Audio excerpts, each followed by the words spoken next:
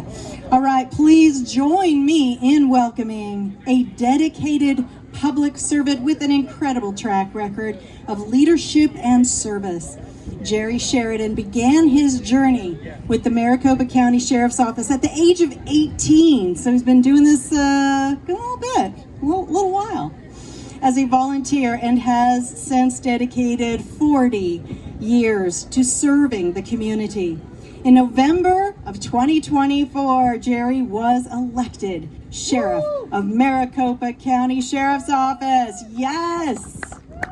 The fourth largest sheriff's office in the nation. His priority is to return MCSO to its core mission of providing excellent law enforcement services for the betterment of all citizens of Maricopa County, and he firmly believes that leadership is the key to achieving that goal. Please give a warm welcome to Sheriff Jerry Sheridan.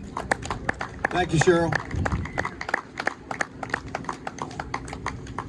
I am so proud to be here today to speak, and let me mention what David was talking about. There's nothing more important for us in public safety than our children, and so we're working very closely with the school districts to provide the best safety measures that we can for our kids. And I have two grandkids in high school, so I'm very concerned about that. I know I don't look that old, but hey, that's the way it goes. So thank you, everybody, for the opportunity to speak today. And I really want to concentrate on what the sheriff can do and what the sheriff's responsibility is to protecting your constitutional rights. And the Constitution's not only protects all of us, really, it's our way of life in the United States of America. And the protection of the Second Amendment and the role of the elected sheriff is critical to every citizen in this county. And Maricopa County has 4.6 million people in it.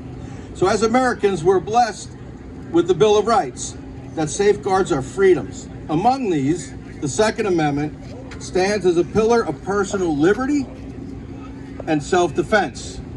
And I know you've heard from some people earlier that actually used that ability to protect themselves and save the lives of probably many people in his home. So, the Second Amendment states that the right of the people to keep and bear arms shall not be infringed. Now, I know, like you, I don't know what some of these politicians don't understand about shall not be infringed. Shall not be infringed means leave us alone. This right is not a privilege granted by the government. It is a God-given freedom protected by the highest law of the land, and that's God's law. Now more than ever, we see growing attempts to erode this fundamental right through excessive regulations, backdoor restrictions, unconstitutional mandates. Love that win. But in the face of these challenges, one of the most important lines of defense is the office of your elected sheriff. There's about 3,300 sheriffs across the country. And like Cheryl said, Maricopa County Sheriff's Office is the fourth largest in the country. And you know, one other key thing about it, out of the top four, we're the only Republican-led sheriff's office out of those top four. Thank you for that.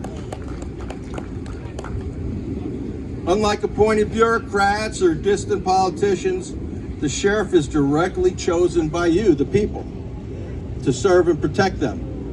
And that also means that the sheriff is responsible to you and you alone, not the governor, not the mayor, not even the president of the United States. The sheriff reports to you, the people of Maricopa County. The sheriff has a sworn duty to uphold the Constitution. We all take that. As law enforcement officers, we take that oath. And that means something every time that I've taken it over my career. And it includes standing firm against any law, policy, or order that violates the Second Amendment. And that means refusing to enforce unconstitutional gun measures that strip law-abiding citizens of their rights. You know, red flag laws, at least as far as I'm concerned, there's 4 violations of our Bill of Rights. So, standing up against federal overreach as it attempts to override the rights of the state citizens, we can't allow that. We also need to ensure that gun owners are never treated as criminals simply for exercising their freedom. And that's what's great about this event. This is probably my 5th event here, first time that I've been invited to speak. So thank you very much for that. Educating and empowering citizens. And again, that's what this event is all about. That's what GOA is all about.